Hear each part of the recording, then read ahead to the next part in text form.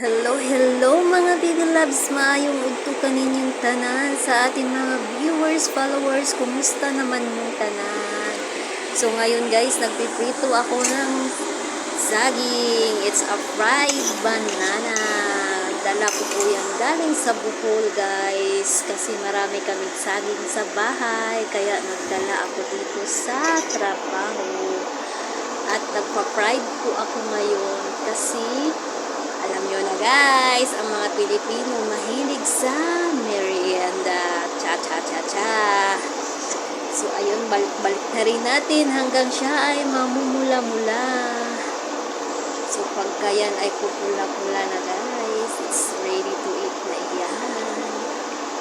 So simpleng gawain lang yan. Maglagay ka lang ng mantika at kainitin, din ilagay si saging. So, ayan, dala-dala ko po yan siya galing Bohol. So, marami kami yan, guys. Kung gusto nyo bumili ng saging, sa amin na kayo bumili. At meron din mga halaman si Mother. So, panoorin nyo, guys. At swak na yan pang merienda. Yan ay hindi na bibilhin at marami na yan sa bahay. Ang gusto ko dyan sa saging ay yung hilaw at isasaw sa bagoong. Nakakamiss sa buhay. Nakakamiss sa probinsya guys, no? Yung simpleng buhay, pero ayun na, mayaman kayo sa pagkain. Charot-charot lang. Dahil sa bukid, masarap magtanim. So, malapit na siyang matapos guys. Wait ko na lang magpupula-pula kasi masarap yung medyo red na yung color. Yung medyo fried na talaga siya.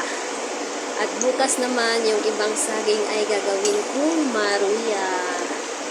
So, sulit na at sob na ang aming merienda sa ating ama. So, hindi lang naman ako kakain guys, kundi kami lahat dito, pati ang ating ama. So, ayan, nakalibre kami ng merienda at ay dinala ko talaga yan kahit mabigat. Wala akong paki, basta dadala ko yan sa barko. Talagang love ako ni mama. Talagang panahan ako ng saging. Meron din po akong saging na ano ba yun, yung hinog.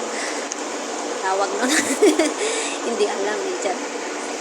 So, marami akong saging dala guys.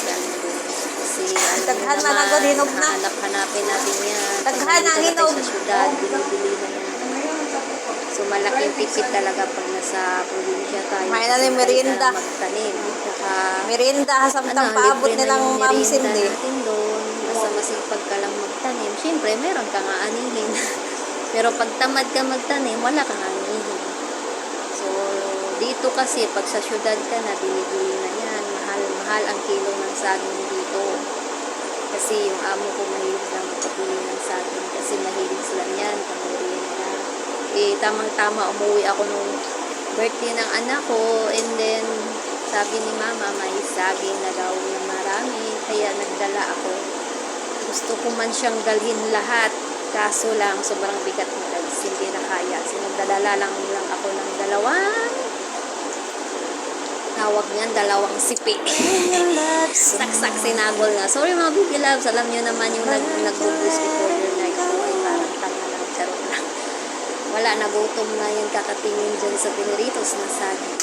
Ang sarap na yun guys. As in, masarap. Babus. Luto na siya.